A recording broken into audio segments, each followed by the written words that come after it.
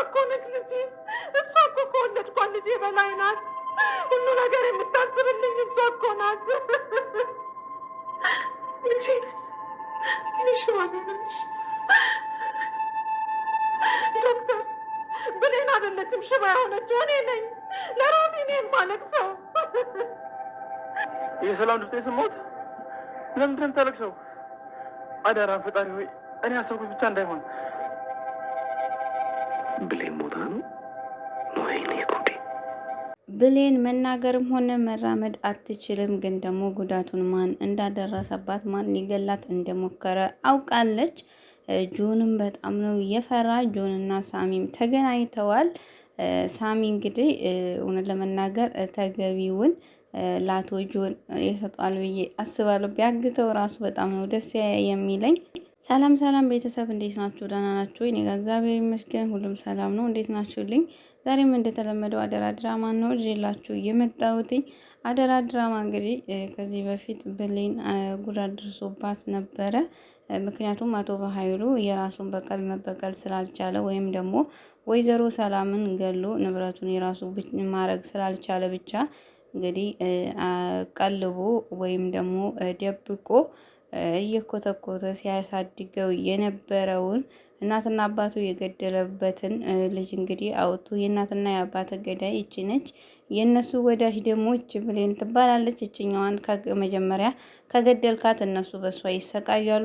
ከዛ ቀስ በቀስ ሌሎችን ደግሞ ታስወግዳለህ ብሎ እንግዲህ ሳሚንም መግደል ስላልቻለ ወይዘሮ ሰላምንም እንደዛው ብሌን ራሱ ብዙ ጊዜ ሞክሯል፣ ግን ደግሞ አልተሳካለትም። እና አሁን ጆንን እንግዲህ የሱ ማስፈጸሚያ ወይም ደግሞ መሳሪያው አድርጎ ልኮታል። ጆንም ያው ምንም ሳይጠራጠርም ምንም ሳያስብ እንግዲህ ቀጥታ ወደ ስራ ነው የገባ። ብሌንን አጥቅቷታል። ከዚህ በፊት በቢላ ራሱ ሊወጋት ነበረ፣ ግን ደግሞ አልተሳካለትም። ሰው መጥቶበት ነበረ። አሁን ግን ያው በተኛችበት እንግዲህ መርዞ ሊገላት በነበረበት ሰዓት ሳሚ ደርሶ አድኗት እንግዲህ ሐኪም ቤት ወስዷታል። ጆን እውነት ለመናገር ብዙ ጊዜ እየተጠራጠረ ነው፣ ግን ደግሞ ጥርጣሬውን ቢገፋበት ጥሩ ነበረ። ትናንትና ራሱ ሲያወራው ጋሼ ብሎ ደውሎለት አውሮ ሰየኔ አንበሳ ተበቀልክልኝ በሚለው ሰዓት እንዴት ነው የራሱን በቀል ወይ የሚያስበቅለኝ? ለምንድን ነው እንደዚህ የተደሰተውስ? ደግሞ እኮ የእሱ መሳሪያ ወይም ደግሞ እየተጠቀመብኝ እንደሆነ ነው የማስበው። ለምንድን ነው ብሎ እንግዲህ በጣም ነበር የተጠራጠረው። ብሌን ላይ ራሱ እንደዚህ ይሄን ጉዳት ካደረሰባት በኋላ በጣም ነበረ እየደነገጠ ወይንም የፈራው። ምክንያቱም ልጅቷ አሳዝነዋለች። መቼም የእናትና የአባቴን በቀል ነው መቼም የተበቀልሁት፣ ግን ደግሞ ለምንድን ነው የምታሳዝነኝ? አንዴ አድርጌዋለሁ እኮ እያለ እንግዲህ በጣም እየተጸጸተና እያዘነላት ነበረ። ወይዘሮ ሰላም ራሱ በጣም ነው ያዘነችው። እሷ እኮ ከልጄም በላይ ነች፣ ከልጄ በላይ ነው ለኔ የምታስብልኝ። በጣም በቃ ጉዳት ላይ ነው ያለችው። እና ምክንያቱም ብዙ ጊዜ ያው ወይዘሮ ሰላም ብሌን ከብዙ ወይዘሮ አልማዝና እውነቱን እንድታቃርጋታለች። እጇን ለመንግስት ለፖሊስ ሳትታሰር እንዲሁም ከአቶ በኃይሉና ከቃል ሴራ ራሱ አውጥታታለች። እና እውነት ለመናገር ብሌን ለወይዘሮ ሰላም ያው ልጇ ነች፣ ግን ደግሞ አይተዋወቁም። ግን ደግሞ ብዙ ነገር ነው እያደረገችላት ያለችው። ወይኔ ወይዘሮ ሰላም ግን ብሌን ልጇ መሆኗን ያወቀች ለታ ደስታዋን እንዴት እንደሆነ ለማየት ጓጓሁ ማለት ነው። ምክንያቱም ብሌን በጣም ስርዓት ያላትና በጣም ጥሩ ልጅ ነች።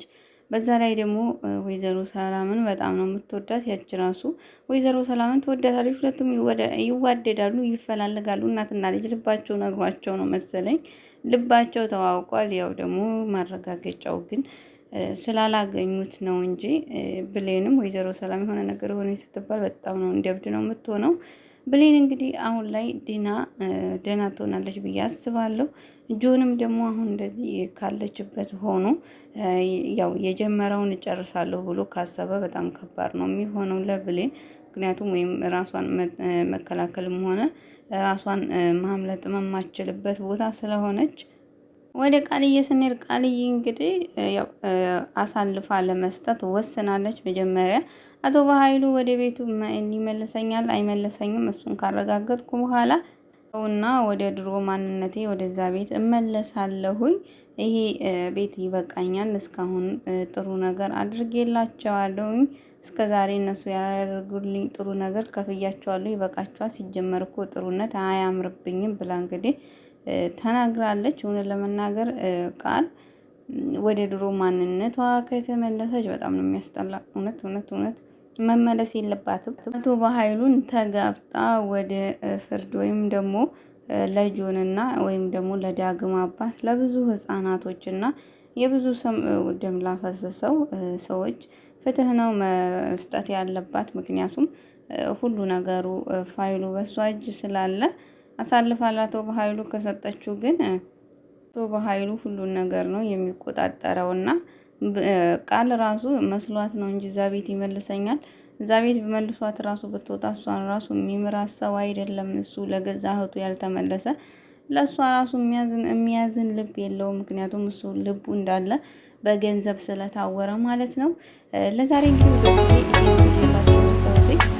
ያው ሳሚና ጆንም ተገናኝተዋል። ግን ደግሞ መጨረሻ ምን ይፈጠር ይሆን? ማነው የሚጎዳው? እሱም ደግሞ በኮሜንት ተሳቡ ይደኛል። እኔ ግን ሳሚ የሚያሸንፍ ይመስለኛል። ሳሚ ያሸንፋል ብዬ ስል ደግሞ ባለፈው ተውቶ ስለነበረ የሆነ ነገር ሆኖ እዛው ደግሞ በዚሁ አጋጣሚ ሳሚን እዛው የሆነ ነገር እንዳያደርገው ብዬ ደግሞ እፈራለሁ።